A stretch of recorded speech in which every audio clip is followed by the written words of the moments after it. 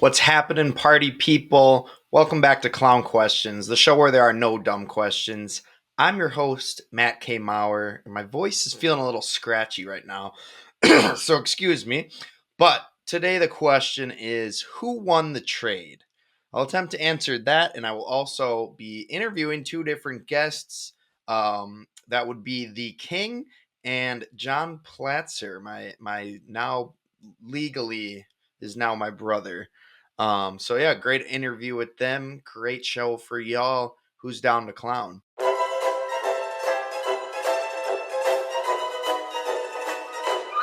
That's a clown question, bro.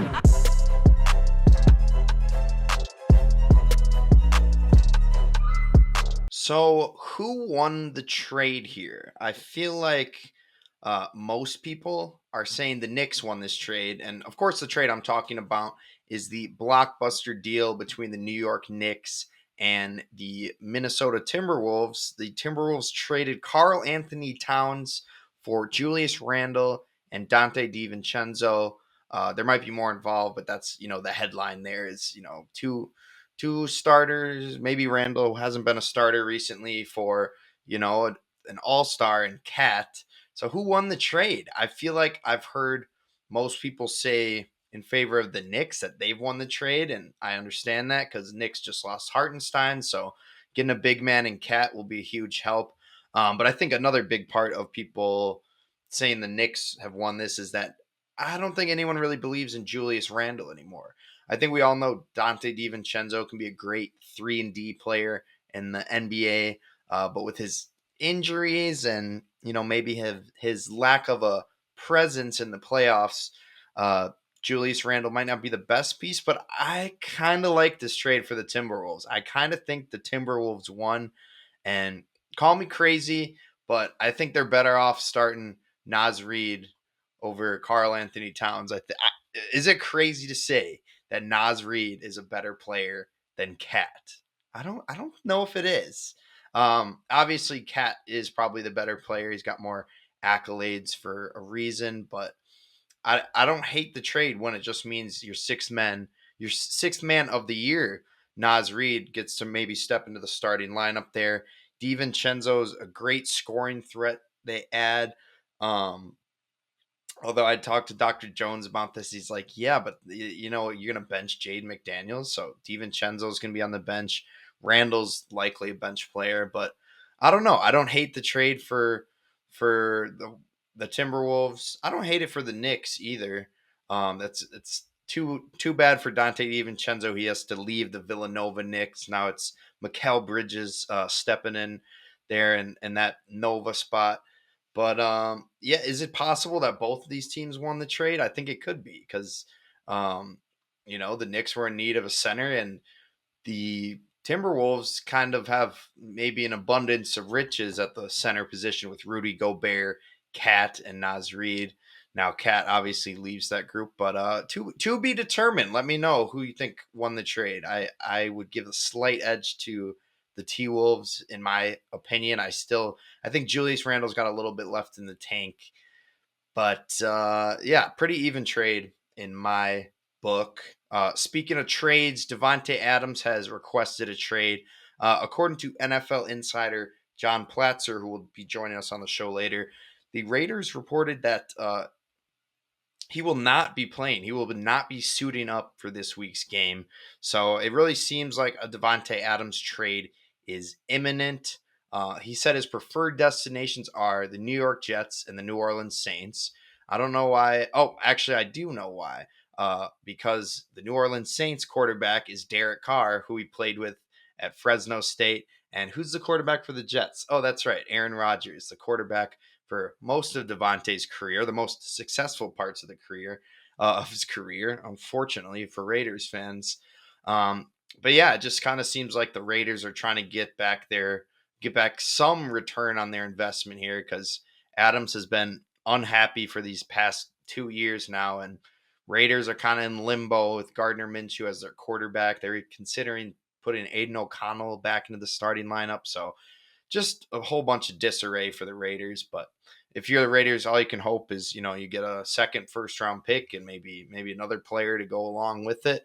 Um, And yeah, maybe get back some of what you traded the Packers. I forget the details of that trade, but I feel like my voice is giving out, so I'm gonna keep pushing forward with some questions. So next question is college football related, and that question is: who does Ryan Williams think he is? Who does he think he is? I know who I think he is. I think he's the best damn receiver in college football at age 17. I think most people would agree with me that yes, he's the best receiver. Maybe is Travis Hunter the best receiver? I don't know, not quite. I maybe a better player overall since he can play two ways, but Ryan Williams is ridiculous. If you didn't see, he had some huge plays, including the game-winning touchdown in the Bama versus Georgia game. Earlier in the game, he had the most ridiculous juggling catch, basically tips off one guy, tips from one hand to the other. And then he did a 180. The ball went behind him, located with one hand, and then kept running, got another 15, 20 yards. But that wasn't even the insane play. The insane play will be in the Goosebump moments of the week later, where Williams basically catches it, mosses a guy, into a spin move. So that's one spin move. Goes down the sideline. Two guys are ahead of him. He does another spin move, but like he hesitates on the spin. It was a move I've never seen in my life. Basically, a hezi. I couldn't figure out what it's called, and I saw in the comments they're like, "Did he just hit a hezi on a spin move?" So that's what it really is. Was a hezi spin move, I guess, but just unreal from him. But getting back to who does he think he is? I was asking this question not because of his dominant performance versus Georgia, but because after this dominant performance versus Georgia, he changed his profile pic. He changed his profile picture to a picture of Michael Vick holding a dog. This is after beating the Georgia Bulldogs. That's unbelievably savage. I'm pretty sure Ryan Williams was wearing eye black that said like kill everyone on it. So very aggressive dude, evidently, and a huge Michael Vick fan. Michael Vick's for the dogs, for all the dogs. But yeah, Ryan Williams, he don't give a f about nothing. And he soon will one day be the best receiver in the NFL, just based on the raw talent you can see of him in college at Alabama. But let's move on. Keeping it in college football. Just a quick piece of news: Utah State is joining the Pac-12. So good for them. Good for the Pac-12. Getting a few more teams, keeping it alive. We love to see Utah State get in the mix. Jordan Love's alma mater. So congrats to the Utah State Utes. What do you call them? I forget their mascot. That's not relevant right now. What is relevant is what's the bad news? Not a fun question because there were a few sad things that happened. One being Dikembe Mutombo passed away, and Pete Rose passed away. Mutombo, obviously famous for the no no no after blocking a shot. I was on Pardon My Take. I got to stop referencing other podcasts, but I guess that's how I do this podcast. But they were kind of talking about Dikembe pretty much invented taunting, just making a great play on your opponent and then celebrating, not like a typical celebration, but celebrating in your opponent's direction, giving them the finger wag. So rip Dikembe and rip Pete Rose, the MLB's all-time leading hitter. I don't think anyone has more hits in a career than Pete Rose. Probably should be in the Hall of Fame.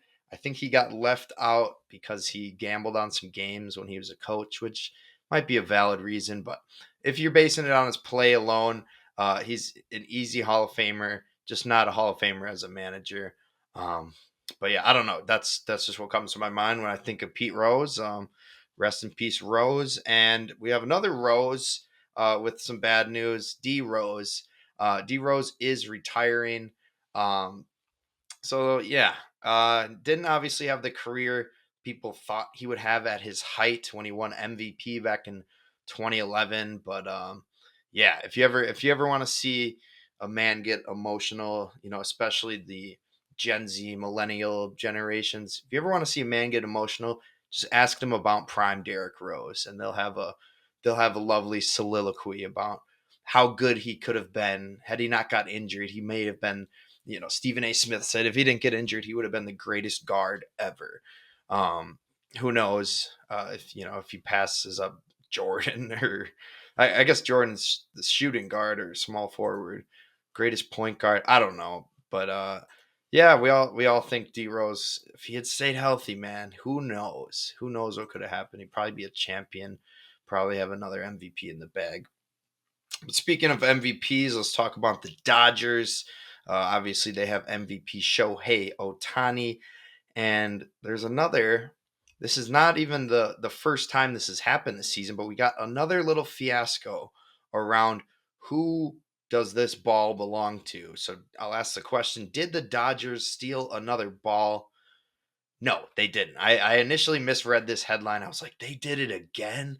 They just like persuaded someone to give up the ball for like pennies on the dollar of what it was worth. But no, that was not actually what happened. It was one fan allegedly, allegedly in air quotes, from another fan. So the fan who got the 50th home run ball, of course, completing the 50-50 season, the guy who got caught the 50th home run claims he had it forcibly taken and he's threatening to sue. An 18-year-old from Florida says he has possession of Otani's 50th home run ball, and he claims another fan at the game stole it from him. That fan later sold the historic ball to Golden Auctions, which is now taking bids on it. Bidding started at $500,000, with the auction running through October 16th. Of course, I'm all reading this verbatim. I'm not this good of a writer. A lawsuit filed on behalf of Max Matus claims that he was able to firmly grab the ball in his left hand, successfully obtaining possession of the 50-50 ball. The complaint continues to read, however, shortly after he obtained possession, the defendant wrapped his legs around Max's arm and used his hands to wrangle the ball out of Max's hand, stealing the ball for himself. Attorney General, not Attorney General, excuse me, Attorney John Ustel, who represents Mattis, says his client did have possession of the ball and it was stolen from him. Once the ball comes into the stands, into the spectators, regular law of Florida applies, says Ustel. And if somebody has possession of something, someone else can't take it by force. So quite the fiasco at Dodger Stadium here. What do you guys think? Did he steal it, or is that just fair game? I think so. I think it's an unwritten rule in baseball. If you see a guy catches a foul ball, raises it up in the air, and celebrates, you can't just like bat it out of his hands and take it. But this is different. This is a historic ball that everyone in the stadium knew is worth thousands of dollars. So you might have had your hand on it, but like if you didn't get to the point where you put it up in the air, people might still think it's a live ball. They might think it's a fumble. So yeah, I don't know. This guy, you gotta have 2 feet down and do a football move. I guess he didn't have that. Someone smartly, tied their legs up and wrangled the ball free. So I feel really bad for this guy who had it stolen, but you also kind of got to respect the hustle of the alleged thief, because this man knew exactly. I mean, he didn't know how much it was selling for, but a minimum of $500,000 is worth is worth it. But we'll see. Maybe he sells it and then he loses this lawsuit. But yeah, just kind of a random story to follow. Yeah, Shohei and home run balls this year have been a little sketchy. But let's keep talking some baseball. Are the Tigers contenders? That's my question for y'all. And the King actually answers in the interview, yes, they are contenders. So the Tigers just broke, or last week they broke a 10-year playoff drought, and they have now swept the Astros 2-0, and they're advancing to the ALDS. So congratulations to the Pirates, and hey, you got through round one. baseball is about who gets hot. So if you can get through the 3-game series, you got a chance in a 5-game, you got a chance in a 7-game. So yeah, the Tigers are contenders, which is crazy to say because according to Fangraphs, Detroit had a zero point 0.2 chance to make the playoffs on August 11th, just a few weeks ago, or a month to 2 months ago. But yeah, what a story for Detroit, and I hope they keep pushing. I hope Milwaukee plays Detroit in the World Series. Milwaukee is still alive, by the way. We were doubting. We thought it was over. It's not. We're forcing a game 3. Um, but yeah, we'll see what happens. This episode should be out in between game 2 and 3, so hopefully hopefully the Brewers are still in it when I do a podcast next week. But yeah, only other thing on the MLB before first year interruption was I had to congratulate the White Sox. They broke a record. The White Sox have broken the modern day MLB record with 121 losses in the same uh in the same season. 121 L's is so crazy. This actually was in the same game the Tigers broke the 10-year playoff drought. If you want to add some insult to injury, but yeah, White Sox worst team of all time. So congrats on that, y'all. You're shattering records. Let's get to first year interruption. This week's first year interruption is with a well-known Barstool employee.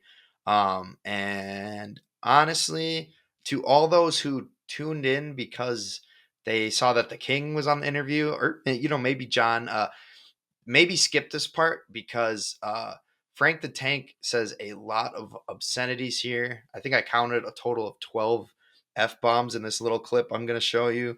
I could maybe pay for Frank's F bombs, but I'll need verbal confirmation from Aunt Julie that I owe her those $12. So I'll give it to the charity if need be, but yeah, like I said, Brewers just forced a game 3. Frank the Tank, Barstool employee, knows a lot about sports. He is very emotional fan, and he is a Mets fan, and he lost it after this game. I mean, this is kind of how he reacts after every loss. But I was struggling to find a first year interruption. I said, why don't we put Frank the Tank in here? So take it away. Maybe turn your volume down because you're about to hear Frank the Tank. Here he is. This game wasn't lost by Phil Maton. I mean, Phil Maton had nothing.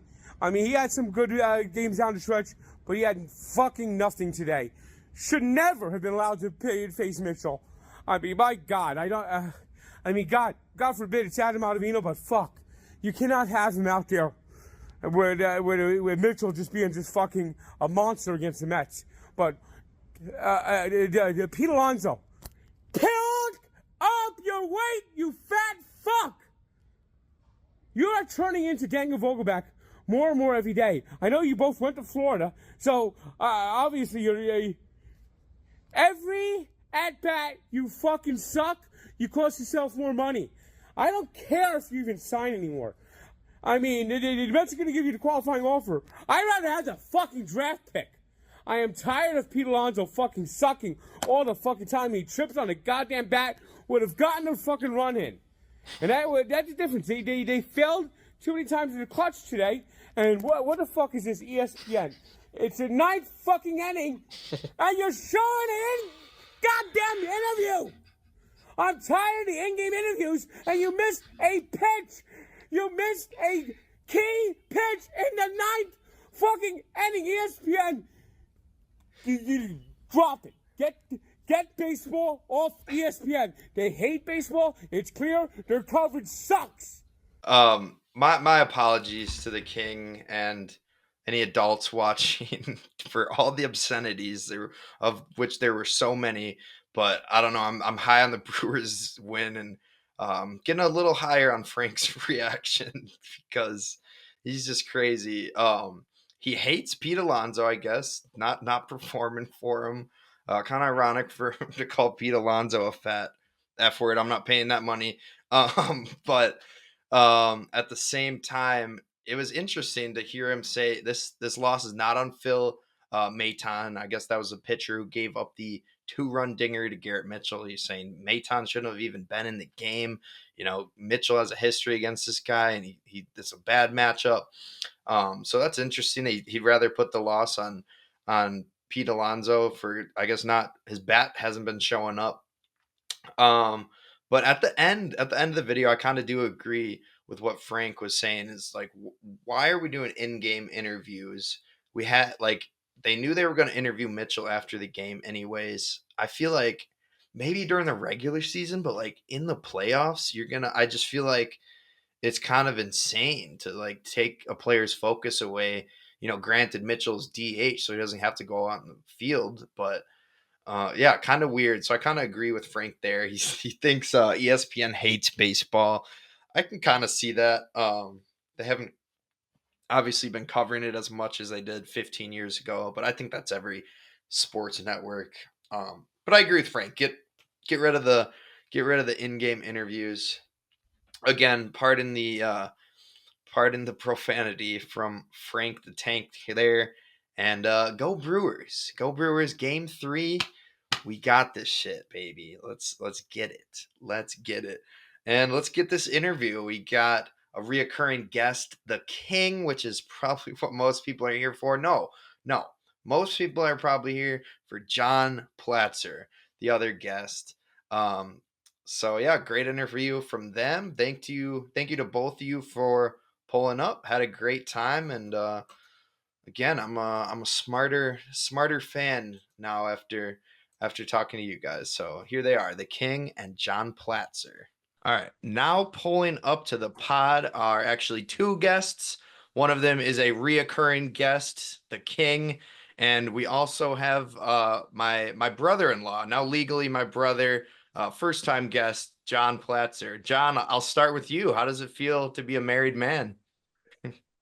Well, it's great to be in the Maurer/Keegan family now. Happy to be here. I think that I needed to get married in order to be introduced onto the pod. So, just another side benefit of marriage there, but feels good. We're ready to rock. That was one of the requirements. You can't fiancés aren't allowed, but husbands are.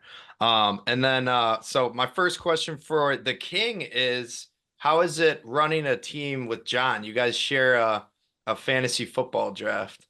It's A, good. a team, yeah. It's It's good. good. I haven't made the Super Bowl in 2 years. I brought John Platzer aboard. Another brilliant decision that I made. I'm known as a man that makes many of these top-notch decisions, and I brought him on board. I've let him run with it, and we have had success. 2 straight Super Bowls. We're going to get over the top.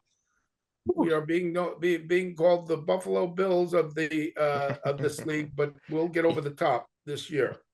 I'm Yeah, you got to get convinced of over it. that final hump. So how Yes. was the both of you guys were doing this where you were doing two drafts at once? So King, how was doing the double draft? That sounds overwhelming. It was not the other draft. We were voted, the league CBS comes up and rates us A+ at us number one out of 14 teams, although our Okay. record would not indicate that as of 4 weeks in. Lots of injuries too, Yeah. including well, anyway, and I won't get into that. But anyway, it was doable because I have a partner in that one as well, and I delegate like I do in this one. Okay. There you go. Yeah. And it's John, the how was that key. for you? You had like two computers up, right, John? Oh yeah, Two I at the got same my time. I got my home office here. I got 3 screens going, so I got stats on one, a draft on one, a draft on another. I think we were the last ranked grade. I think we got an F in our draft, but the record speaks otherwise. We're 3-1, should be Mhm. 4-0. Derrick Henry has an unbelievable game, and they keep feeding him the ball even late in the fourth quarter, and that unfortunately put him over the top. So, Wow. other than that F grade and a 3-1, the other draft or the other league is actually not going as well. Just won the first game there though, despite playing Derrick Henry in that one too. So Oh, we're okay.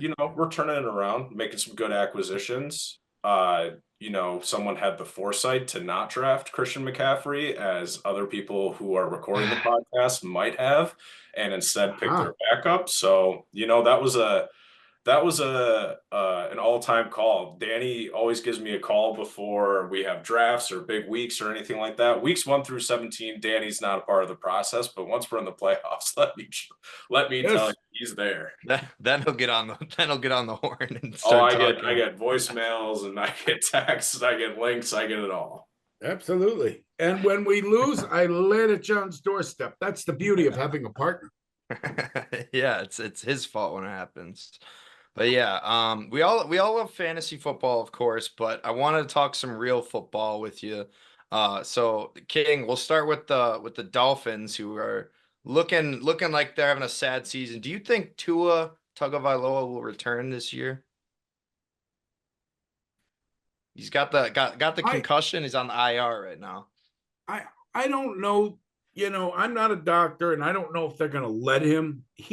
But I will strongly say he should not be returning. I think he's got to have some kind of insurance policy that guarantees him. He's got to be 50 to 100 million guaranteed. Wouldn't you say? Yeah. That's more than enough. Get out. You laid it out there. You came back after 2 concussions, 2 serious ones, and you don't have manhood issues to prove. You don't have to sit out there and kind of show everybody that you're tough guy. But I get out. You've got your health. I don't know if he's a married man, but if he's got children, I mean, that's a whole nother deal. I mean, he's going to wind up like Mike Webster, the old Pittsburgh Steelers center, who was seen wandering around town in Pittsburgh. A legend, one of the greatest, a Wisconsin Badger, by the way. Okay. Look him up, Mike Webster, and wound up embarrassed. Not and what people thought was at the time was he was embarrassing himself that he was an alcoholic. He wasn't.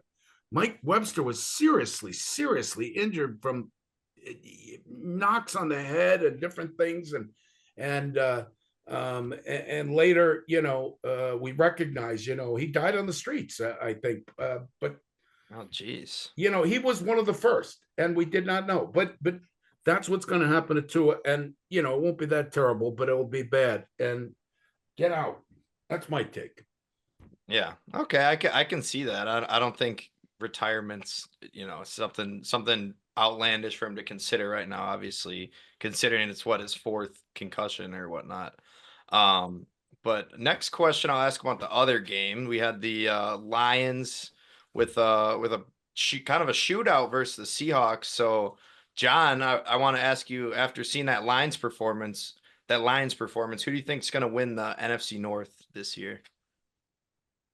That's a tough question. I've got some thoughts on Tua too. I don't necessarily agree with Danny, but I'll talk. Okay, about go back to yes, Tua. go on Yeah. Tua too. Yeah. Yeah, I mean, like, not to disagree with the King. I mean, it's a hard man to disagree with. I agree that he should retire. I don't think he's going to. I mean, he's QB1 in Miami. There's 32 to 40 guys every year that play this position. I feel there's like more. I feel like there's like more astronauts in the world. Yeah. It's an unbelievable honor. These guys are the highest caliber of athletes, and it's not just based on talent or lack thereof talent. Shouts out Bryce Young, but these guys are competitors. They're all in. That's what makes you a pro athlete, right? To steal a quote from New Girl, these guys don't jump, they leap, they don't run, they sprint, right? Yeah. These guys love the game. And the thing is that they probably told him not to play after his 4th concussion. You know what I mean? And he still came out there. I don't know why the 5th one would be any different. It's just, some of these have been absolutely horrific, and no one wants to see that, but you can just tell that he wants to play. And that's, I mean, it's his prerogative. The candle that burns twice as bright only lasts half as long. Yeah, I'm sure he was itching to get out there when he saw Snoop Huntley struggling, in that game. But back to the NFC North. Who do you got? This is a tough question because the Vikings, they came into Lambeau, they beat the Packers. However, they're a good team. They've got a great defense. Sam Darnold has been electric so far. few things. Can Sam Darnold keep that up? I don't know. The NFL is a long season. We've got 4 games to base it off of, and teams haven't really seen him perform in an offense with weapons like this. So do they figure it out? I don't know. And the thing is too is that the Packers figured it out at halftime, right? They scored True. 28 points in the first half, and they come back and they only score 3. The Packers are 2 missed field goals away from winning that game. 1 missed field goal away from winning that game. So, will teams start to figure it out now that they have some tape on a team that actually came back? I don't know.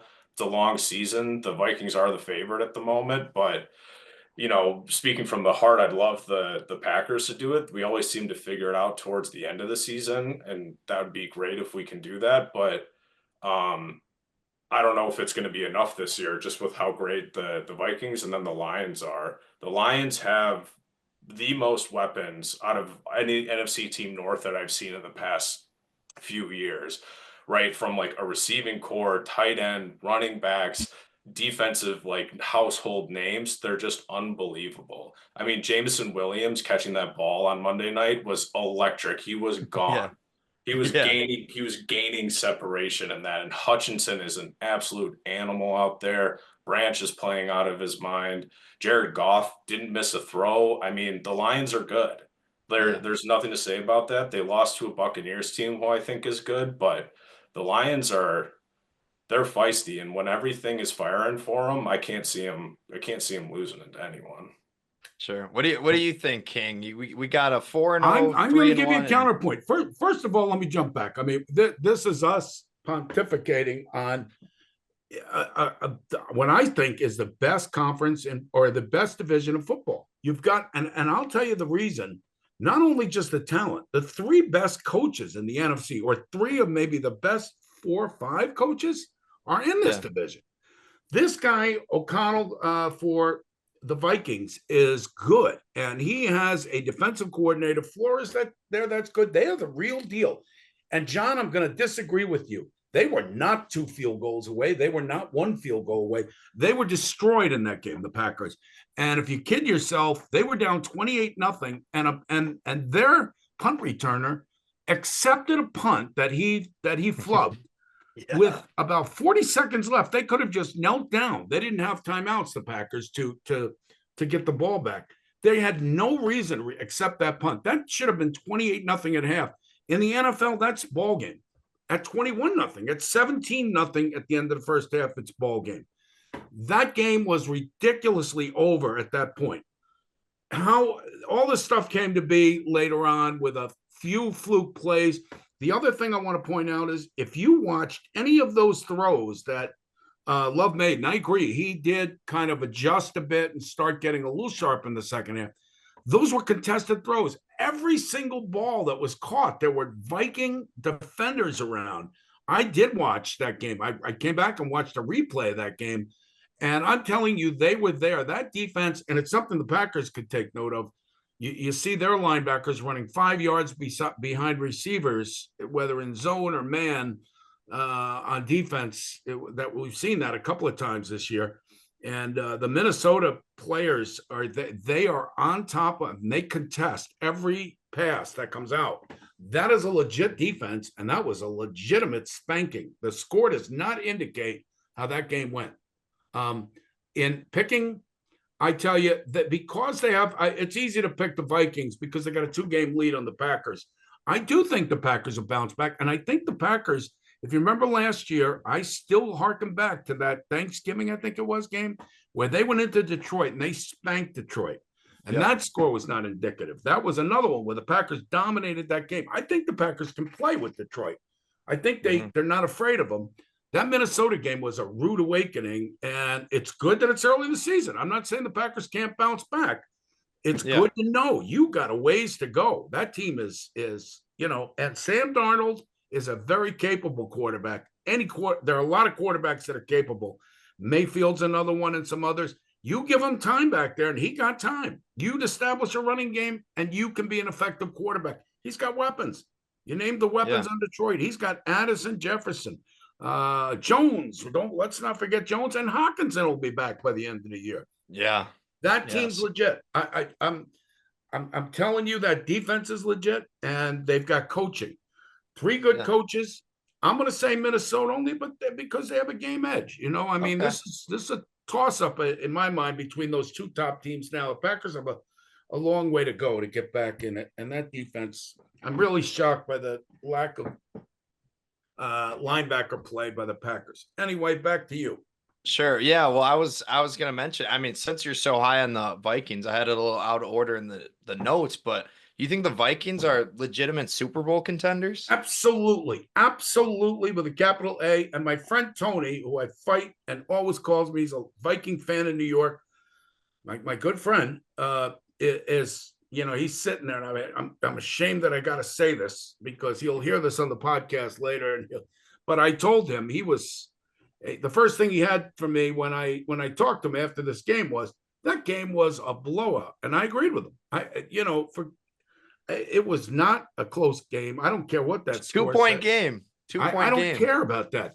That game was over. It was over early. It was it's not even contested.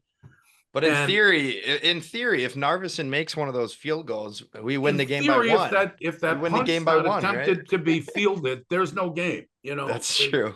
He just should have let that how- bounce into the end zone. And as good as their coaching is, how I've seen NFL teams do this, where there's really no reason to get a punt, and they just will let it go. Maybe they're afraid it goes to the 1-yard line. You could make a mistake there. I don't know, but there's no reason to field that punt. There was absolutely none.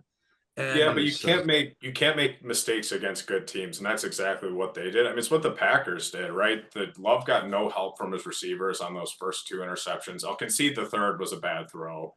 You know, he lofted it right to him, but the first 2 hit his receivers in the hand and deflected. There were some drop balls. I'll concede that. Yeah, and while it hit his receiver's hand and it deflected into the other team, and what they got points off of both of them. I mean, there's not much you can do. You can't make mistakes against good teams. You know, the Lions saw it last year when they played in San Francisco when they lost. We've done it in the playoffs multiple times. You can't make mistakes like that. And they gave us a window back into the game. I don't think Love is fully healthy yet either. He looked good in the pocket. He was bouncing around, but he looked afraid to run. He had some room there where he could have picked up a few first downs, and I think he decided against it and forced the throw instead. It could be a little bit injury. It could be a little bit, nerves coming back after a few games, but we'll see. Once we get, mid-season Jordan Love, anything's, the sky's the limit for the Packers. I agree with that too. And like I said, they've seen where the bar needs to be, where you've got to, step up. They're going to be hard pressed to win in Minnesota. I will tell you that, with that big horn going and the crowd fired up and everything else. But I will tell you this, there is room to move, but here is where they need to move. They need to run the ball effectively, and they need to get some linebacker play. That's, I mean, I don't know how many of those. I'm glad I didn't see this at our gathering we gathered on for the Packer game on Sunday. I'm glad I didn't see this at the gathering, because it was a family event. I would have been swearing or cussing up a storm. I watched every single one of those guys was running wide open from linebackers and zone coverage, and just watch how the Vikings did it. I mean, I don't know what the schemes are, but anyway, there's a lot of work to do there. But yeah. I'm telling you, and there's a couple of guys missing. There was some injuries, but you see where it is. You need to get in the playoffs, and then you need to be playing well at the end of the year. And they see where they've got to be. And they've got a great coach. I love LaFleur.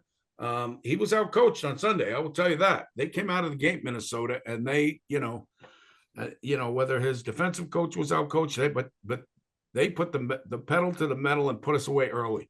So right. Last thing. So John, I was going to ask you, do you disagree with the Kings take here? Do you think the Vikings are Super Bowl contenders? You think Darnold's going to kind of come back to earth a little bit? I don't know, because, well, first off, the Vegas has the odds of the Super Bowl winner being from the NFC North. So whoever makes it, right? I mean, there has to be 2 teams from the NFC North. I think the NFC runs through the North at the moment, but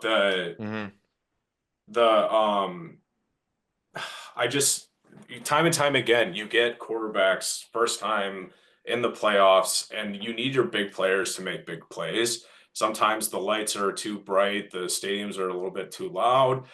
I don't know if Sam Darnold has it in him. You need your quarterback to perform in the playoffs, and that's what it is. The the jury's still out on Sam Darnold, I think.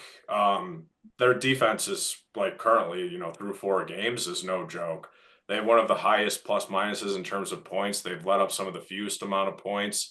Um, they're out there, but we'll see if some other teams can figure them out. I don't know. I don't think they're the best. I don't think they're the best team in the NFL right now. Did you Right. guys hear what Sam Darnold said to Jordan Love after the game? No, No, what what's did he that? say? He had some funny ass things to say to Love about, keep your head up, things will come around except against me. Like some cocky stuff that was funny, really funny. He little broed him. He That's what they is call not that. he is not afraid of the moment, and he's got a cannon for an arm, and he can still move. I mean, he's not what he's I want to say he's what 27, 28, I'm guessing, maybe 26. Yeah, I don't know. I mean, He's I been feel in like the he's league been a in the few league for a years. while, but He's 27. Yeah. okay. But they keep the pressure off him and that running game. And again, Aaron Jones has got to stay healthy, and that's a big question. But they're using him in the 2-back system, and they got good coaching. They're legit in my book. Yeah. There's not a lot of teams that I've seen, and I thought both those teams, Detroit and Green Bay last year, were better than San Fran. And Yeah. So anyway, I agree with what John said that it runs through the north. And so anyway, that's where I'm at. We're overkilling this, but Yeah, don't yeah. forget, don't forget to leave me a few minutes for my rant later. You can pull the rant out whenever you want. But yeah, let's switch to some other divisions. Quick Brewers update for you guys. We're tied 1-1 in the top of the second. So not a terrible start, but my next question, this one's for John, and you guys can both answer it, but uh after seeing Jaden Daniels start to this season, you think the Commanders could be the NFC East favorite? Because I'm in love with that team. Just Daniels looked unbelievable. I think they're fun. That's for sure. He looks great out there. He looks poised. They've got weapons, right? And the stats that I've got conflicting stats, so I'm conflicted in my brain here. But Okay. the teams that they have wins against have a combined 3 wins. They're all 1-win teams currently. So, let's not, throw a parade just yet for the Commanders here. But Yeah. they've only punted twice this season. And that's an unbelievable stat to only punt Yeah. 2 times in 4 games. Also, one time over the span of those 3 wins that they punt. So that's an unbelievable stat. And there's right now we don't have to think of like Washington. We don't have to rank them because it's not the NCAA. Wins are wins. Whether you do them Yeah. against a 1-win team or a 10-win team, a win's a win's a win, and that goes against the record there. So we'll see. It's right now, again, the odds, Philly and Dallas are both favored heavily against Washington. So if you really think Washington can win the NFC East, now is a time for great value if you Yeah. feel like it. But Yeah. right now it's Philly's division to lose. For sure. What about you, King? Are you buying the Jaden Daniels hype? Before the season started, I thought if you looked at all of the teams, now they were nowhere on my radar. Rookie quarterback, and Washington wasn't. But I want to get back to like what you're asking about with the East. I thought the most talent of any team, if everybody was healthy, was the Philadelphia Eagles with Barkley. He was the final piece, and I thought the line was strong enough with with Goddard and those 2 receivers and everything. I thought they had the best, at least offense, and enough to carry them through that division. And I wouldn't have thought there was any risk. I don't know who's coaching that team, but I mean, I know who's coaching the team, but I mean, I don't know what their issues are. I know they're hurt and they're banged up and everything. but that team, to me, is just, head and shoulders above the others if they're healthy. So depending on when those guys come back, I think they have a chance. Otherwise, I would take the Redskins as much as anybody. I mean, you're getting good value on them on FanDuel or anything. I think they're, legitimate shot there. I got to confess, I don't know enough about, what's going to happen with these injuries with Philly. If Philly was sound, I would say no. I would take Philly. Yeah. It's a But rookie no, they quarterback. got their and top he's- two receivers out right now, so Yeah, it's tough. yeah, I know they were hurt. What is how long are they out for? That I don't know. That's something I should have researched as well. But I didn't, to be honest, and I'm not sure. But yeah, they've got they've got a ton of talent. I'm not, I think what John said is if you can get good value on FanDuel, Washington, I mean, he looks like the goods, I mean, everything you see on him, and he's a cool cucumber, and he's going to take hits and everything. And he's, that's always, the anything you say about these running quarterbacks comes with an asterisk. They're a moving target, and he's going to learn how to slide and how to play the game, and and everything. But it's fun. It's fun, like John said. I want more, different, teams like rising up, and that team's been they've been in the pits for so long, and that was one of the storied franchises in the NFL. So it's nice to see. It's been a while since the Joe Gibbs years. Yeah, they finally got rid of their evil owner, Snyder. Oh yeah, that guy. Good riddance. Good riddance. Oh yeah, it finally feels he's like the Clipper owner. A turning point in the NFL where we're starting to lose a bit of the old guard and some of the new guards coming in. It happens every couple of years, but even drafting this year, seeing some of the guys, I'm like, oh yeah, he's good now. I forgot about him. So it's always nice and a little bit refreshing when you get better teams because it'd be great to see the Chiefs go to their whatever 8th straight Super Bowl, but it'd be a lot more fun if there was a little bit of contention up at the top. And then Danny, you got to watch it with the R word there. They're not the Redskins anymore. Oh yes. The Commanders. Commanders. Who knows? They might change it back. We'll have to TBD on that. Oh, that's fine. We don't need people getting. The Giants have a better chance of winning the NFCs than them changing that name back. The Giants have a better chance than who? Than the Redskins? No, he's saying or than the Commanders. He's saying the Giants have a better chance to win the division than the Commanders do of changing their name back to the R words. But good God. I wanted to talk about a former Packer. John, I'll start with you, and I feel like the answer is probably yes, just based on these past 2 days. But do you think the Raiders are going to trade Devontae Adams? Oh yeah, he's gone. He's gone. He's gone. He might have played his last game. The news just came out right before we started this, and he's not going to suit up on Sunday. Wow. I think they trade him. Right now, it's looking like the teams that are in most need of a wide receiver are the Chiefs. They're not trading him to the Chiefs. They're not doing a division rival in there. That would be foolish. Then the other teams would be the Cowboys are in desperate need of a receiver, and then the Jets. And that's just as story as old as time of Aaron Rodgers and Devontae Adams linking back up. Yeah. In New York. And, again, while I don't want that to happen necessarily, it might be good for the NFL because watching Devontae Adams catch balls from Aaron Rodgers is some of the most entertainment you'll ever have on a Sunday.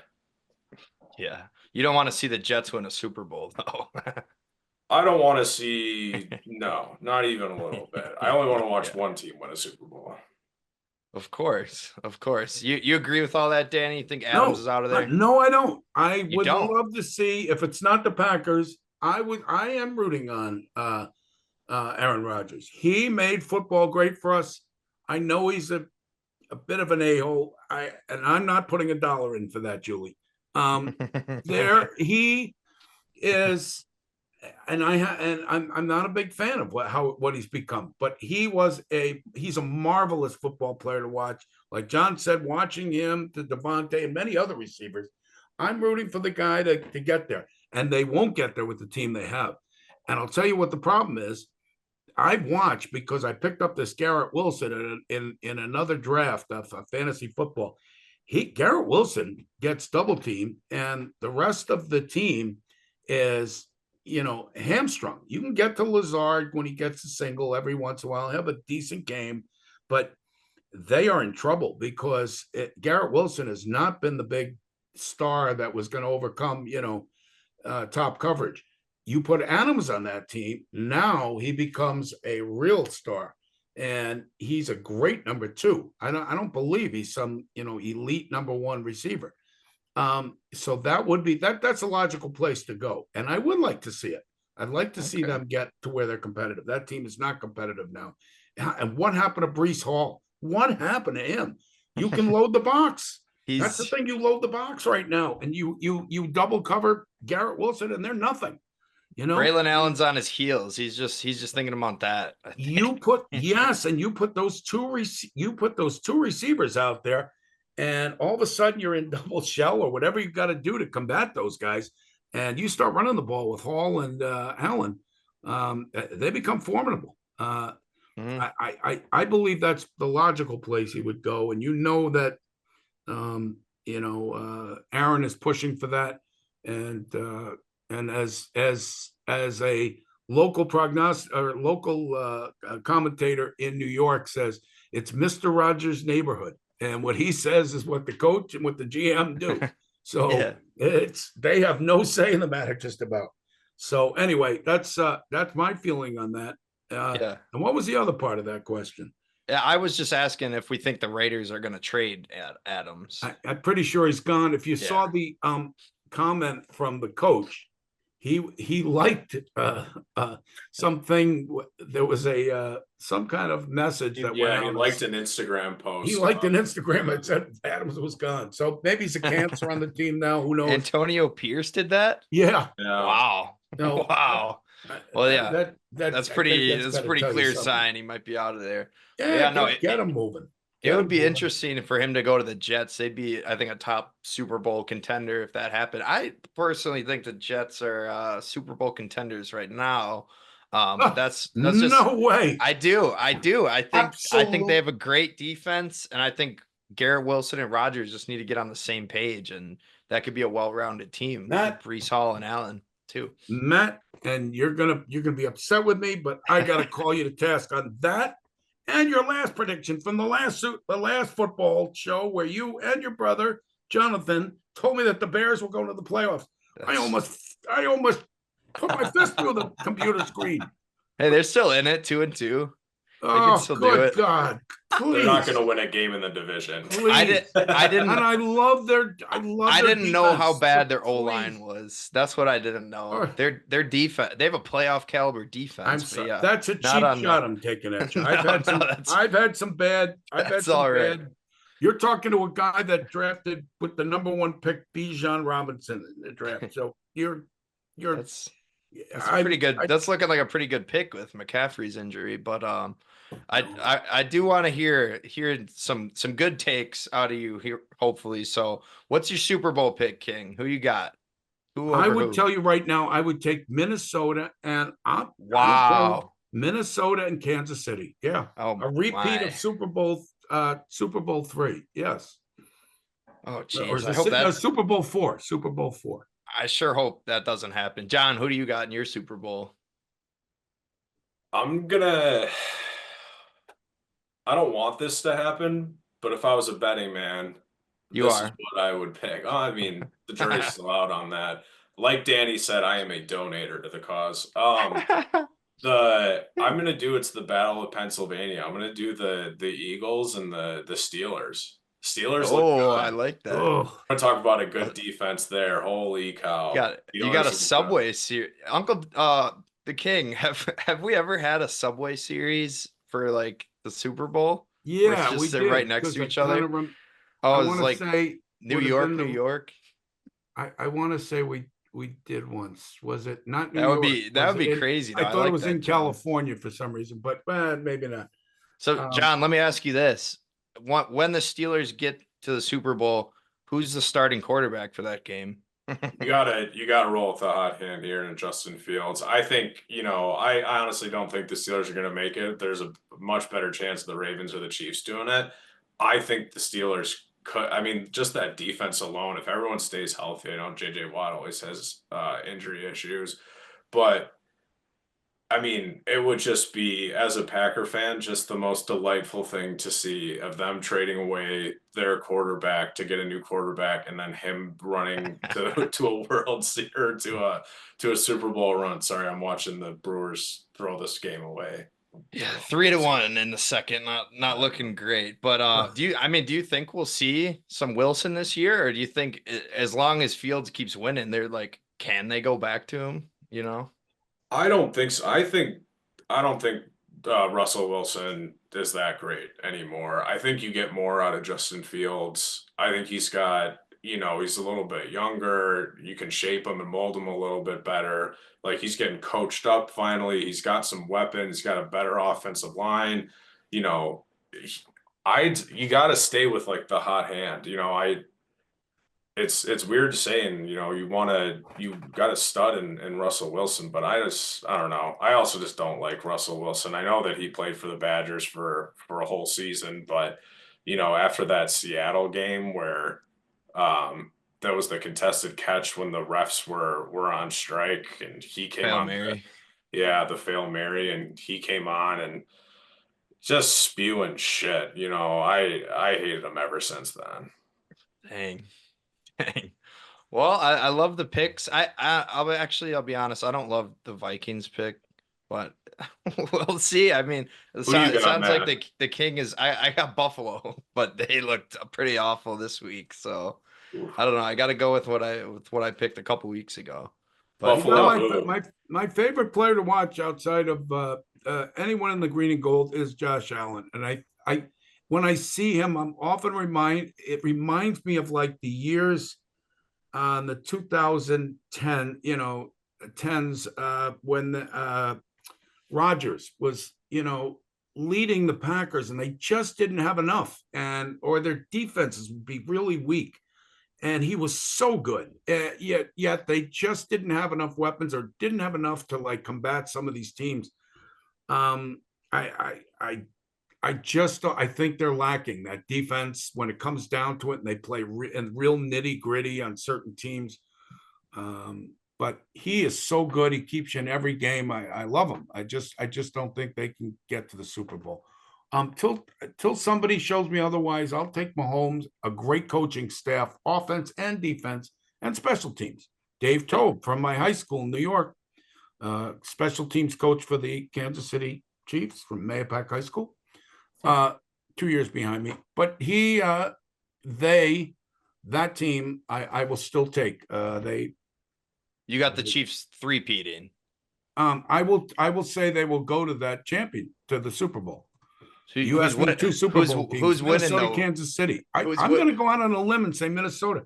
Minnesota looks Sam Darnold winning Super Bowl MVP. Yeah, Sam Darnold looked fine. I want you to go and read these comments. It's in the Journal today about what he said to Love. Funny stuff. And at first I had to read it. It was almost like I was reading from The Onion. It's hilarious what he said. I mean, really funny ass stuff where he buried him, but kind of in a good way, good, funny way. Real respect for Darnold after what he said. And it tells you that he's a real cool cucumber, that he's not worried, he's not some, guy that's, out there on pins and needles. Anyway, but yeah, that's my take right now. It's week 4. It's 4 weeks out. You're riding the hot hand with Sam Darnold. John, I don't know if I clarified. Did you have the Eagles or Steelers winning it? I think the Eagles. Okay. Like Danny was saying, like with the addition to Saquon, I mean, he's been just running people over. Like, that's a prolific offense right there. And I don't love the way that they play football. I don't think it's not enjoyable to watch. And I don't know. Can't tell you what's wrong with it. I can just tell you I don't like it.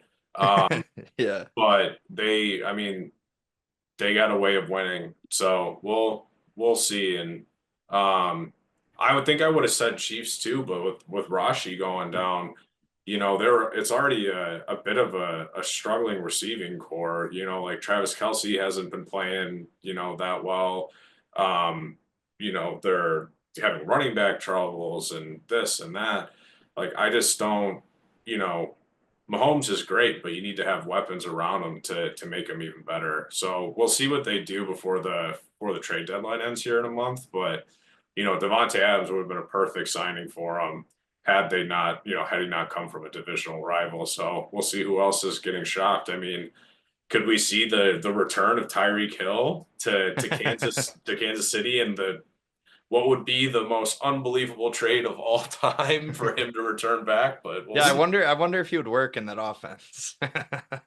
Oh yeah, Oh. I mean, unfortunately, we don't have any tape on it. So Yeah. All right. Well, last NFL question I got for you guys. John, give me your Thursday night football pick tomorrow. We got Buccaneers at Falcons. Falcons are favored minus 1.5. 1.5. see, I'm going with my dad here because he told me like he just keeps saying he's like there's something wrong with this because the obvious pick seems like to me at least it would be the Bucks. Um, 66% of the public money is on the Bucks for money line, spread, everything like that. So I'm gonna take the Falcons minus 1.5. I'm gonna root with see what the home team, see what Kirk Cousins can do. Okay. I'm curious what you did there, where you brought up like where the public money is, and I'm sure the King has a take on this as well. How do you like take into account like, oh, the public's all betting on this? You go the opposite way, or like what are you doing there when you're kind of analyzing that? It kind of depends, and if it's like a toss up for me, because I think like my heart says the Bucks, but then like if the public is so strong in favor of that team, I usually go the other way because the Mm. public's usually wrong. So the public, I think the stat that they show me is the number of bets placed. It doesn't tell you where the big money is though. Okay. So like it Yeah. could be 66% of people, but a majority of the money could be on the Falcons. I don't know. I don't read into it that much. Probably have to pay for something like that. But Yeah. the public on DraftKings tends to be wrong. So I'm going to fade the public here. What do you think about that, King? Just in general, do you like going with the public money, or you try to go against the grain, against the crowd? And this kind of stuff, I'm not even concerned on it because it's 2.5 points are pretty much the home team. Is what you get for being a home favorite. So if Okay. you think about that, this game is almost a pick. I mean, it should have been Atlanta by 2.5 for being at home if they were even the teams. Okay, and it's 1.5. So it's basically a pick 'em game here. I Yeah. take the Falcons here only because Tampa Bay seems to have one of these patterns where they play a good game, bad game, good game. But Yeah. I really don't follow it as well, like I used to. So I'd be lying to you if I told you which way to go. But if just think about that in the future, 2.5 points is what they give to the home field. So Yeah. So the Bucks are basically 1 point favorites in this then. yeah, and if I was playing this, well, they're the better team slightly. I mean, is what it comes down to. But I didn't see I would play the money line. If you're getting plus anything is what I do. I wouldn't play around with the points. Sure. I'd take, if Yeah, if you get them. You get them even money on the money line. Take Bucks So, money line. You wouldn't take Bucks plus 1.5. right, I would oh, just you just take the plus 1.5. You get the point. Why not? no, I would take the I would play the money line, but that's me. I don't watch these, I don't watch the NFL like I used to. Now I watch the Packer games and I'll watch a select maybe second game every once in a while, but that's it. Yeah, that's So all right though. You still got years of knowledge that yeah. you can bless me and John with your wisdom here. But I wanted to talk some college football. Wait, we can't get off my So rant in the NFL before we oh, leave. you got you yeah, we can leave the rant here. What do you got? What do you This got is for it. me? And I spoke with John about this earlier. I am so sick of these kickers kicking 60, 55, 63-yard field goals and getting 3 points for it. It's absolutely ridiculous. I know old timers will be like, well, we can't take kicking out of the game. The game was developed around like war. It was you won when you got to a certain point, or you got points when you got to the goal line, and it was like trench warfare. You moved one team a certain distance and you got to the end zone and you scored. This BS about kicking from 65 yards, you haven't even made it to half the field, and you're getting points.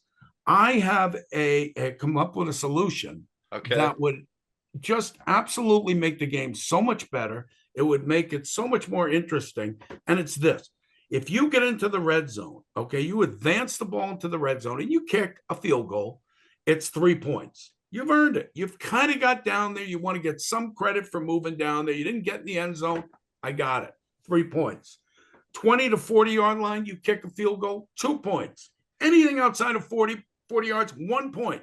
No more of this BS with a guy with 3 last names coming in and kicking a 67-yard field goal to defeat all the great play that's been gone before him. He's got a completely white uniform on. He hasn't one speck of dirt, and he's jumped up and regaled, and I'm left sitting just furious.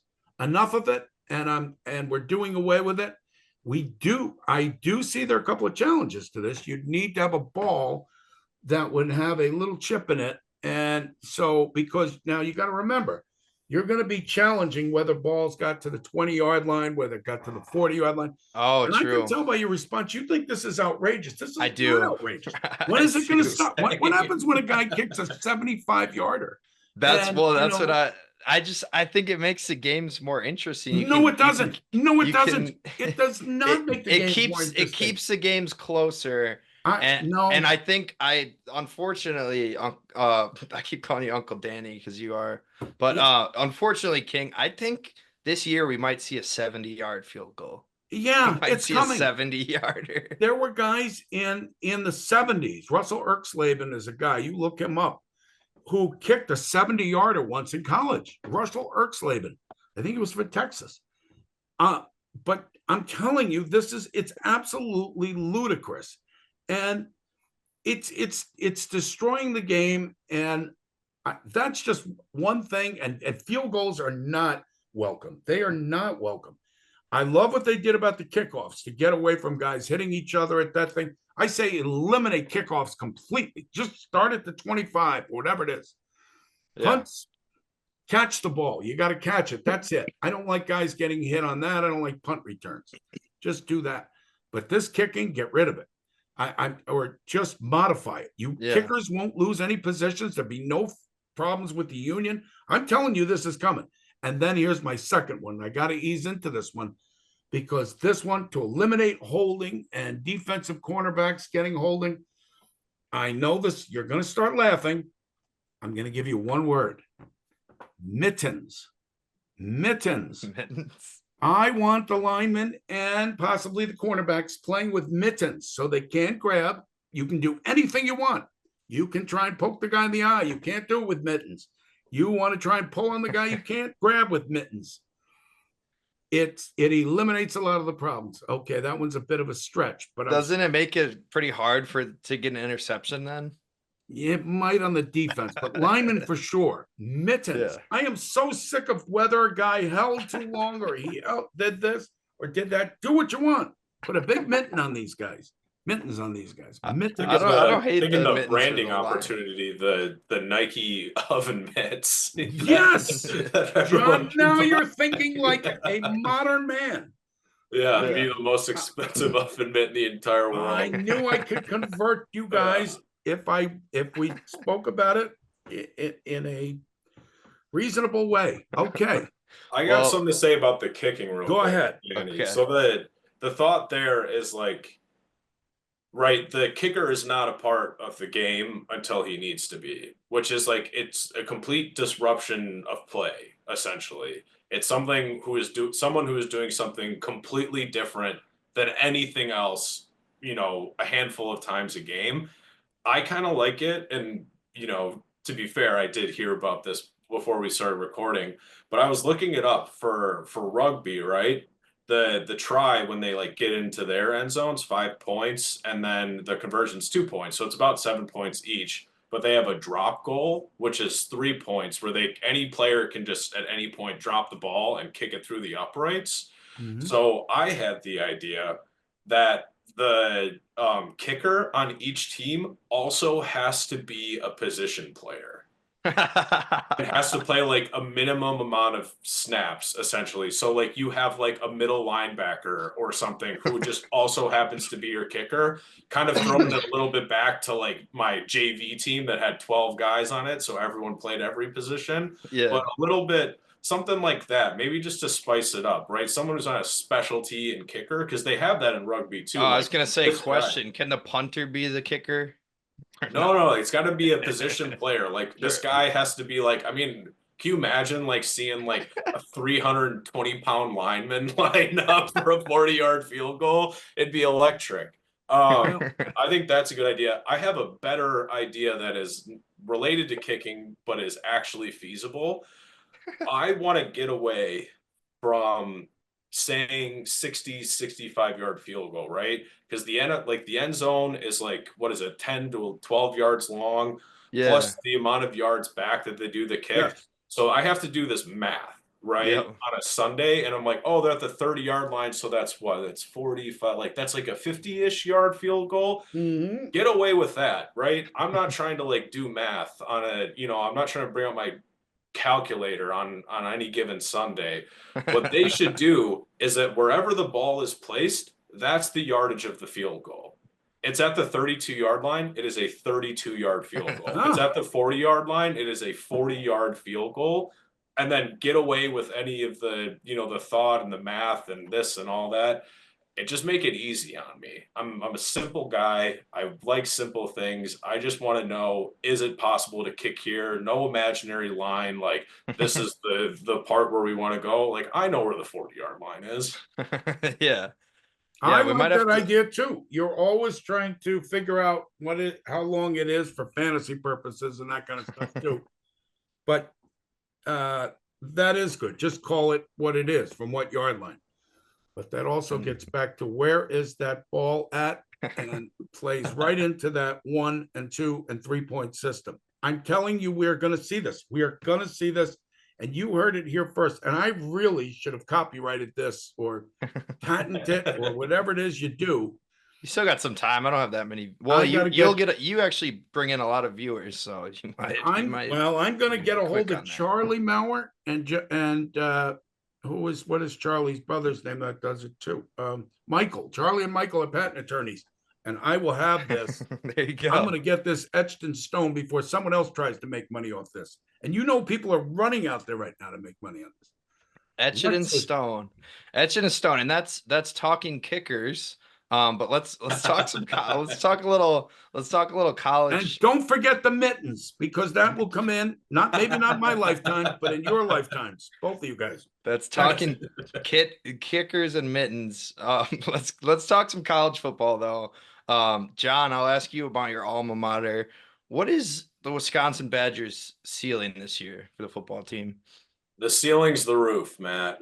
Oh, yeah, I don't like that. I don't like hearing that. I'm going to jump out here for a second. I'm off on college football, so I'm going to jump out for a second. You get to be my age, you have to make a lot of runs to this room. No worries. We can talk college. He didn't want to. That was kickers, mittens, and bathroom breaks. But the ceiling is the roof, you think? Ceiling's the roof. You tell me your thoughts here too, but like that doesn't look like a football team to me. I mean, they look lost. It looked like we had something against USC, and we just managed to lose it, and then it looked like we gave up. I just don't get it. I don't understand Phil Longo. I don't understand what he's doing. He keeps running shotgun on 4th and 1. It seemed like, did you see that thread that like there was like 6 different like former Badger players like all talking about that too? Like, it was like shotgun on 4th down. Like, what are we doing? Like, they brought back former players to think about what we're doing. There's guys who have thoughts on it, that, they're saying they're shutting their mouth. So I'm interested to hear because whatever's happening in there needs to get figured out and it needs to get figured out soon. I don't know if it's a fickle thing. I don't know if that's the OC. I don't know whatever it is. But the thing is that, for a long time, Wisconsin sports were, slightly to like pretty far above average, Yeah. right? We would finish in the top 25. We'd have our runs every now and again. The Badgers basketball team would make the tournament every year, but not do anything with it. The Badgers would make the Rose Bowl, make the Big Ten championship, never win it, whatever, right? We were there, but we could never get over the hump. This was supposed to take us over the hump. And, sometimes, and especially in college football, it has to get worse before it gets better. But holy shit, like that is one big step backwards. And I don't really think, and I'm not 100% on the rules or anything like that, but like with the transfer portal and everything, I don't think that coaches should be allotted the same amount of time as they were in the past. We always talked about you got to give them a couple of years to bring in their guys, like 4 or 5 years, things like that. But now with the transfer portal, like we're having like, last year we had 3 different quarterbacks, I think, come from other schools to have like a quarterback position battle. Like, that's the thing. It's like there's talented guys out there. You can get them there. You can plug some holes. And we look bad. Yeah, no, that's interesting. That kind of relates to my next question. I was going to ask you: Is Luke Fickle on the hot seat now? He's got to be. I don't know. I'm not a big fan of like letting them play the season out just to have a bad season and then start, the next year with like, 3 or 4 losses again and then just hand it over to someone else as an interim head coach. I'd rather just, cut ties, cut your losses right now, find a new, like maybe at the end of the season if he doesn't show anything promising, and go find your other guy. Go find someone with a little bit more like of a prolific offense or more modern ideas. This is the stat that I was really excited to share with you here. So, Okay. the Badgers are running the air raid now, otherwise known as the dairy raid. Right. How many teams in the top 25 do you think are running an air raid offense? 15. One. Bama? USC. Oh, really? Everyone else Yeah. just running the damn ball?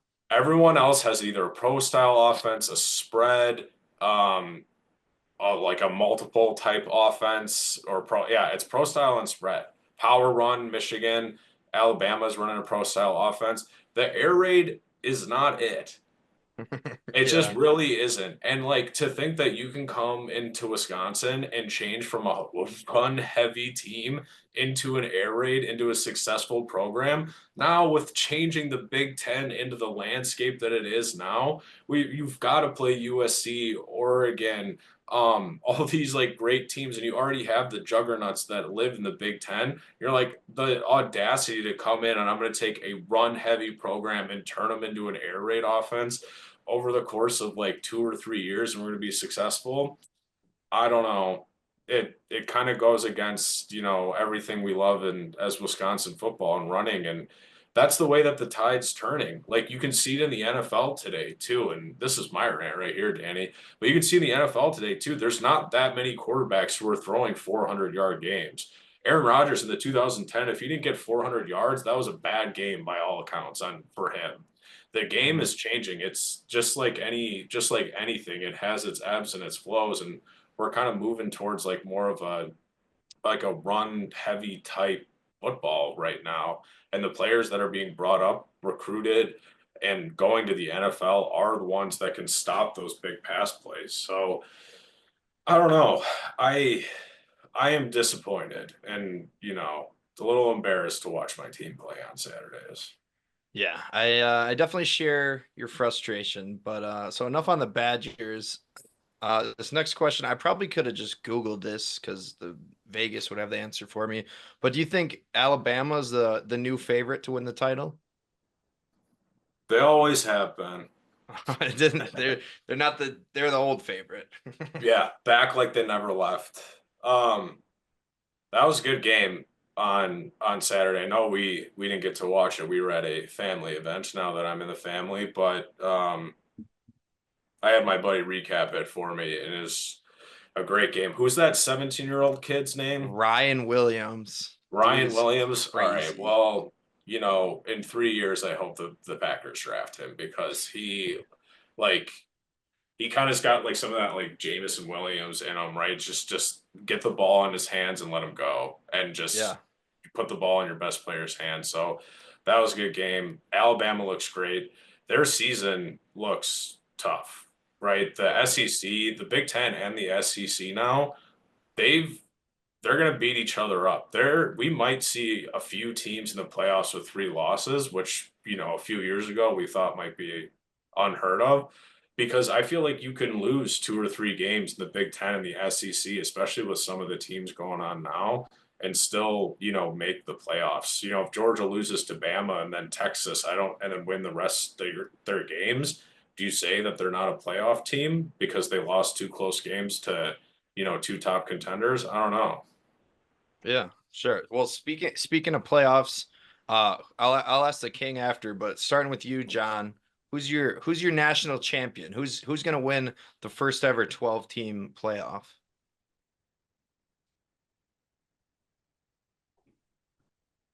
I want to root for the Big Ten. I've never really understood that, right? Like rooting for the Big Ten, because I hate rooting for my rivals. I don't Yeah. want Michigan to win. I don't want Ohio State to win. I don't want Penn State to, but I would love it if the Big Ten were to win it. I don't want to say anyone in particular, but my head's telling me Bama. Fair enough. And what about you, King? I know you said you're not as I'll big go with on the college coach. football, but I'll yeah, go with who's the your coach, Kirby Smart at Georgia. I okay? don't know enough about it, but I will. That he's now that Saban's retired. We'll have to see what this guy from Alabama does. I know they beat him this week, but we'll see in the big game. Yeah, it'll be interesting. Maybe you see a Bama Georgia rematch. We could see Bama and Georgia play each other 3 times this year, which would be crazy. That would be a win for the fans. That's for Yeah. sure. Yeah, that could happen 3 times. That's true. Yeah. That game was unbelievable. Like you said, Ryan Williams with like a 75-yarder to win it at the end. But let's talk some baseball, some playoff baseball. I got the game on behind me. Top of the 4th, Brewers are losing 3-1. So King, let's start it with you. Kind of a 2-part question. Can the Brewers do it? And can we do it with our backs against the wall? No, the Brewers are done. They lost it last night. It was a terrible, terrible decision, as it turns out. Although I don't, John was saying that, the cybermetrics or whatever showed that it was the move to get I don't know why they took Peralta out. Peralta out. They let him pitch that was 4 the move, innings. evidently, and Didn't look like it. no, but that's baseball, and yet I thought that Severino would have been done after the first inning. They belted him around the first couple of guys, and he regrouped and went 6 innings, and that saved the Mets. That was kind of my thought process. It's like Severino gave up 4 runs. He pitched 6 innings. Peralta gave up fewer runs. He gave up 3, and they pulled him after the 4th. Like, at least keep him in 1 more. It's easy to say that in hindsight after our relievers gave up whatever it was, 5 runs in that inning. But the Brewers' strength is their bullpen. It was the move, it looked like. Okay. Sure. I just, but that was the game. And I don't know, I would have imagined these 2 games would have been split. I just don't think they're going to beat the Mets. And the Mets have really come on. You don't think we can do it? No. Yeah, it's not looking good. Down 2 runs right now. No, it's easy to say, but I would have said that before this game too. Really? Yeah, you didn't feel good coming into the Mets game yesterday. No, either? No. Yesterday I did come in good. Once it was done, they're done. That was you were confident before the game, and then after the game, you lost all hope. That was a game they had to take. The Mets bullpen was their guys were worn out.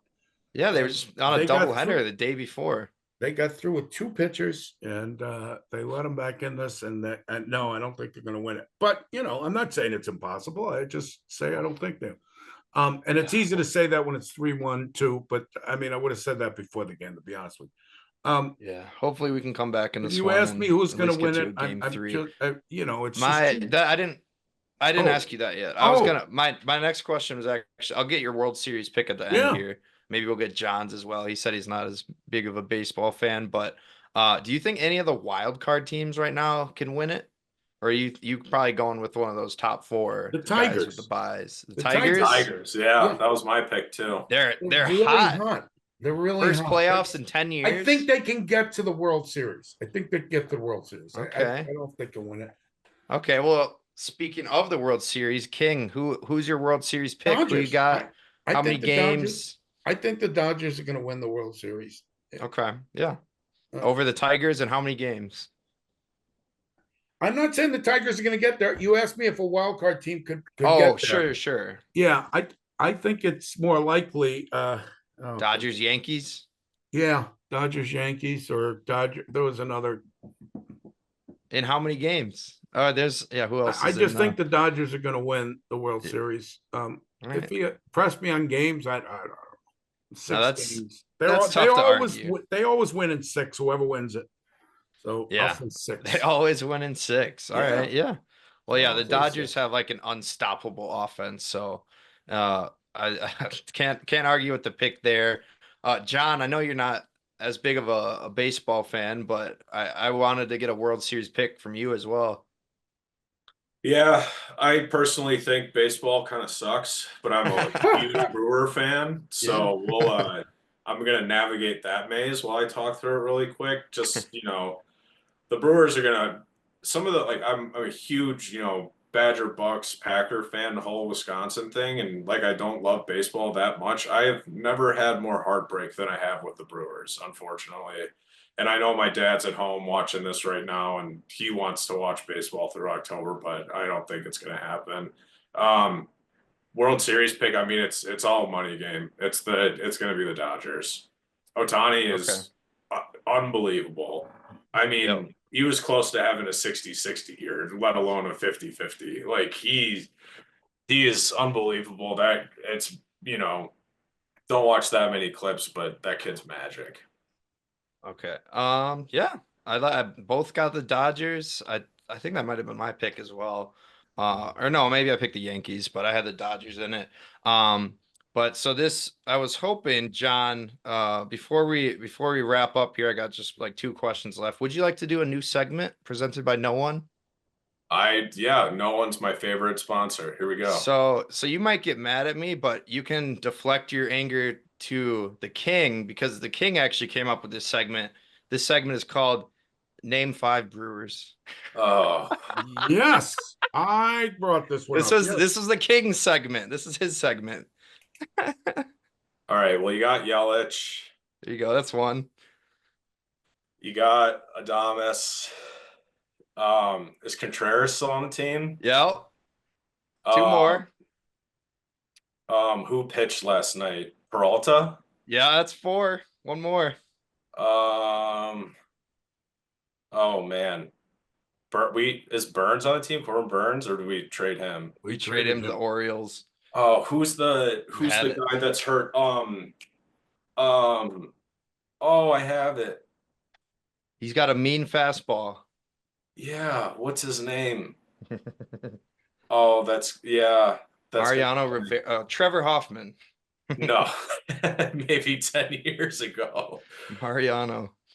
Oh, yeah. You're almost there, John. That's sorry to put you on the spot there. Oh, but no, that's a good one. The King was talking to me before. Woodruff, I need to look it up. Oh, is he on the team? I don't know. There's a Brewers pitcher that is hurt. Oh, you know what? Woodruff might be hurt. No, I'm the one who doesn't look like a Brewers fan. Yeah, but sorry to put you on the spot. The King was talking Woodruff's on it. He's on the 60-day IL. Okay, right, there we go. There we go. That's 5. I'll take that. That's 5. My parents are That's gonna be 5. really embarrassed by me, but that's right. The King's segment there. The King, can you name 5? Yeah. Can you name 5 more? Terang, Contreras, Adames, Reese Hopkins, Who's You know that? What? You know him. Yeah, you got him. Yeah, I'm trying to think of that. I got to put you on the spot after Oh yeah, you and there's a I put third John baseman. on the What's that spot. guy's name? Bowers. Well, but no, and then there's another guy. Troy.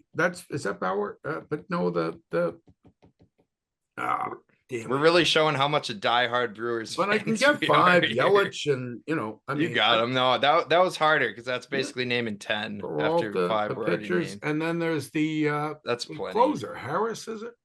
Devin Williams. Devin Williams, not Harris. Yeah, Yeah. Devin Williams. That's pathetic. right. I know Well, it is pathetic.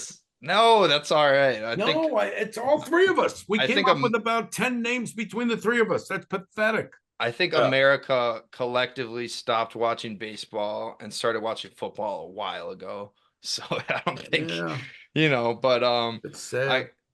What I got one more thing for you guys. I wanted to touch on the WNBA. I think the team I picked, the Las Vegas Aces, is facing elimination right now, but you guys got a WNBA championship pick It's for the me? Liberty. It's Inescu and the Liberty. Shoot. Yeah, they're beating And the that's it. Aces. They're beating my There's team no right other now. discussion. They're winning it. And this Inescu is the real deal. And what was amazing though? I guess the ratings have really gone down since Caitlin Clark was eliminated. Did you see that?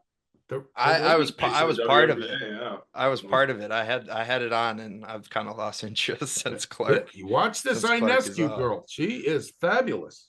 Oh my Yeah, God. she's the female Steph Curry. John, you wanna contest that pick, or you like the Liberty winning it all as well? From the 8 minutes of research I did beforehand, the Yeah. Liberty looked good, but I'm gonna go out on the limb and say the only team from Minnesota that's gonna win a championship this season, it's gonna be the Lynx. Yeah. There we go. Let's go. I love it. Sorry for your Super Bowl pick there, King. No, Well, that's fine. Thank you guys so much for joining me on the podcast. I just got one more question for John here. And John, that question is, what's your favorite Goosebump moment? Your all-time favorite sports moment, whether you're watching it on TV or you were at the game or you played in the game. What kind of comes to mind when you think about that? Yeah, I was thinking about this today. The Goosebump moment is a recent one for me. It happened actually 2 Saturdays ago.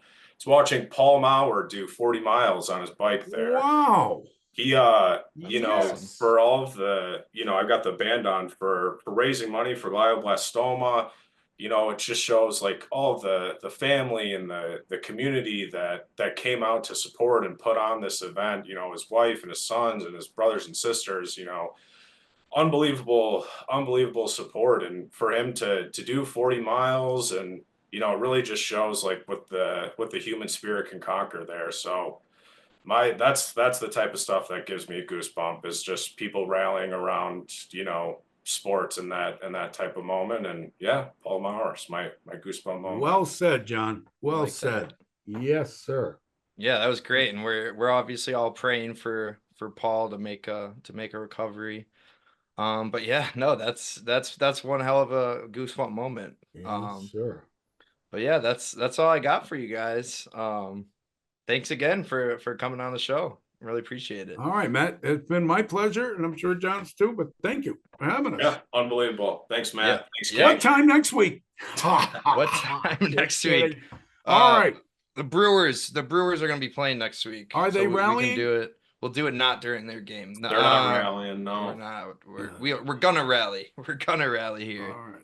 3-1. guys. It's the 4th inning. We got time. Yeah, time. flip that bandana upside down, Matt. We'll get a rally going. Yeah. Okay. there you go. Do one of these. There Something it like is. that. The rally bandana. Okay. We'll see if All it right, works. gents. All right, gentlemen. Well, let's do it again sometime. Thanks again. Sounds good. Kirk See you out. guys. Kirk out. Thanks again, John. Thanks again, the King. Great interview. I'd love to have you guys back on anytime. Yeah, thanks again. That was great. Let's get to the Goosebump moments of the week. We got 10 of them for you as usual. And we'll start it off with the number 10 moment of the week. We have a Jacob Wilson walk off for the A's, the young star. The scoring position, and that'll bring up Jacob Wilson. The A's have 7 walk-off wins this year. Wilson, this one's going to get through. Zach Geloff coming home, and the Oakland A's have won the ball game. Add another memory at the Coliseum on a 5-4 walk-off from the young Jacob Wilson. Number 9, the Mariners with a 10th inning walk-off. It was Justin Turner. Base hit's gonna get it done. Swinging a ground ball over to second. Geloff has it, throws home, the tag, safe! Safe! Rivas scores! He scores from third, and the Mariners walk it off in 10. 7-6, the final score. Number 8, Travis d'Arnaud walks it off for the Atlanta Braves. One out, nobody on, where he can certainly make an impact. d'Arnaud hits it out to center field. It's deep, and it's gone! Travis d'Arnaud with the biggest home run of the Braves season, and they walk it off 2-1. Number 7, Francisco Lindor with a go-ahead home run as the Mets clinch a wild card spot.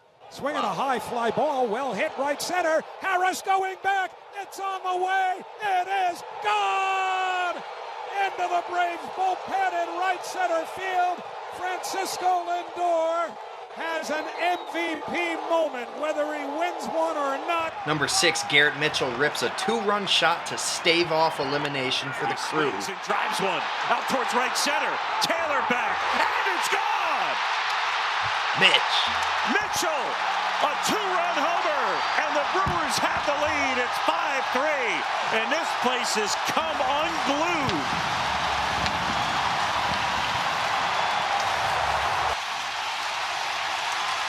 Big hit, Mitchell. Number 5, the Oklahoma Sooners with a game-winning pick 6 to beat Auburn. Thorne. It is intercepted! Intercepted by Lewis! Kip Lewis, could he? My oh my! Pick 6! Number 4, Dare Ogunbowale, the former Badger, with the game-winning TD. Stroud on the move. Ogunbowale, touchdown!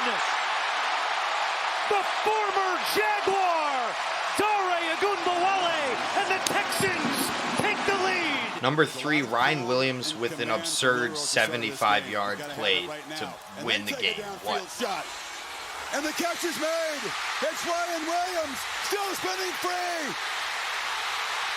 Touchdown Alabama, they answer in one play.